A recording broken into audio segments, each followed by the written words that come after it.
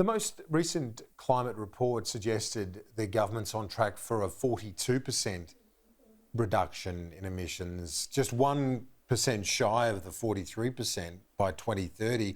And the minister says that's before things like the Solar Sunshot program, the hydrogen plan, the National Reconstruction Fund initiatives. There are many other policies that will feed into that, the clean emissions, vehicle emission standards. Why are you so convinced they won't get there, Mr O'Brien? Kieran, the Climate Change Authority, which is the new body established by this government, puts out an annual progress report. When it put out its report at the end of last year, it made it very clear that the government is not on track to reach its 2030 target. Now, I recognise that the department does modelling, and some of its scenarios, of course, has to assume that everything the government says is going to happen. I mean, that's part of their job. But even their best case scenario says that the government still does not reach 43%. And this is the problem. Not even the most optimistic scenario of the government's own department says they will meet the target. And all we are doing in opposition is we are holding the government to account. It is the government that basically locked Australia into a target without knowing how it's going to get there, how much it's going to cost, or who's going to pay for it. So this is entirely on the Albanese government. But you're right, the department themselves, they, on their best case scenario, says Australia still will not meet its 43% target. What would be your message if you do win the election and Mr Dutton wins as Climate Minister? If you win, what would you say to our neighbours in the Pacific about your less ambitious goals?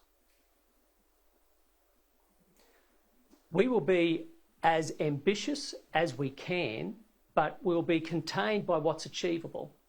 And we'll be honest and transparent. And that's what we've seen over this weekend on this very topic.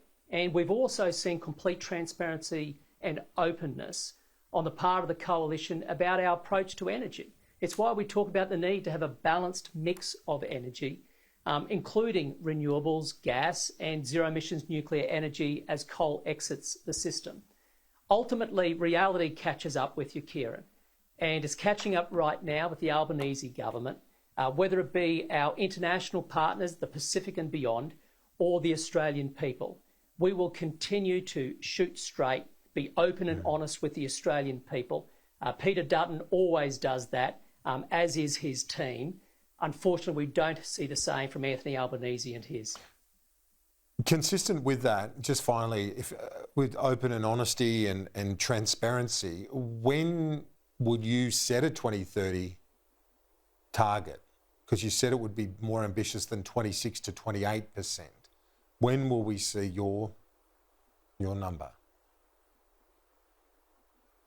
When we can do the right degree of modelling, Kieran, because one of the criticisms we've had about Labor's setting their target at 43% is they hadn't done any modelling. Indeed, even on coming to government, will it be before the election? We were asking them at least get Treasury, get the department, get the Productivity Commission to do the modelling, to tell the Australian people what's going to be the impact on jobs, on prices. They haven't done that. Now, instinctively, my view is that unless you've done that degree of work, then you can't just make these things up. This has a direct impact on Australians' way of life, on their jobs. It's why we're seeing so many businesses close now. They're on their knees and families paying those prices. More will be said that in due course, Kieran. I won't be making an announcement here and now. Okay, no worries. Ted O'Brien, appreciate it, as always. Thanks. No, thanks very much, Kieran. All the best.